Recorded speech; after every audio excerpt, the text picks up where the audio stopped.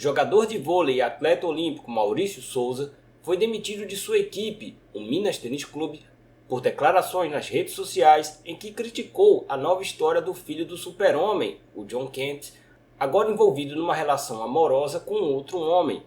O cunho da postagem do ex-membro da seleção brasileira foi de alerta aos pais em relação à educação do mundo para as crianças.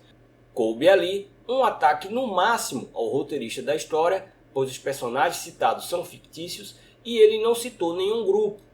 A seita que eu chamo de mercadismo, pois ela ajusta suas virtudes segundo os conceitos do mercado, o que vende mais, atacou duramente o Maurício.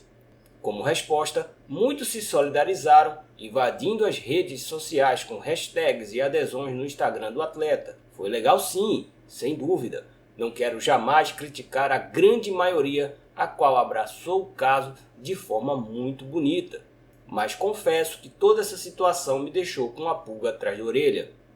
É vital salientar: o cristão de verdade respeita as individualidades, respeita a todo ser humano, inclusive quem vive um tipo de vida completamente diferente. A salvação, ela é pessoal, não é grupal.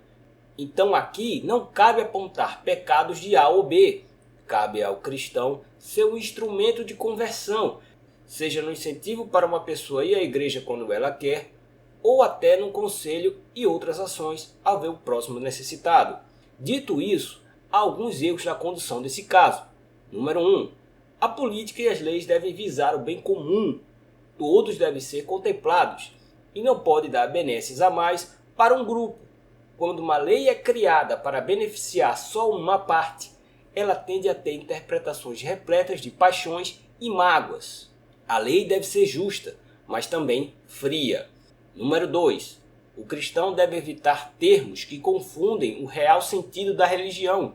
Ou seja, quando você coloca no vocabulário palavras que beneficiam a comparação do cristianismo com seitas ávidas por lucro, você já está desonrando todo o sacrifício de Deus aqui na terra.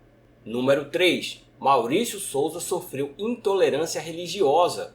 Ele não emitiu uma opinião, é a sua fé. E fé não é opinião. Você deve respeitar todos os quais não professam a fé cristã. Afinal, Deus ama a todos. No entanto, quando dizem que Maurício sofreu por não ter direito a emitir a sua opinião, você está rebaixando Jesus a um mero debate. E para cristãos, Deus não é uma opinião. Deus não existe. Deus é. Número 4. Por essa questão antes citada, não podemos comparar a intolerância religiosa com crimes políticos. Desejo profundamente que a justiça prevaleça nos casos de Alan dos Santos, Roberto Jefferson, etc. Mas ao comparar um caso de intolerância religiosa com os outros, as pessoas acabam misturando Deus com política. Nós temos de usar a política para o propósito de Deus e não usar Deus para benefício político. Por isso eu alerto tanto para abolirmos esse termo conservador. Primeiro, porque põe em pé de igualdade toda a missão de Cristo com o paganismo globalista. Insisto, não podemos nos achar superiores a ninguém. Devemos fazer política com todos, de forma humilde, como Jesus nos ensinou. No entanto, essa guerrinha só confunde as pessoas ao tentar encontrar o verdadeiro caminho. E segundo, porque muitos sujeitos ditos conservadores querem usar o nome de Deus para roubar o seu dinheiro, com discursos vazios e inflando conflitos.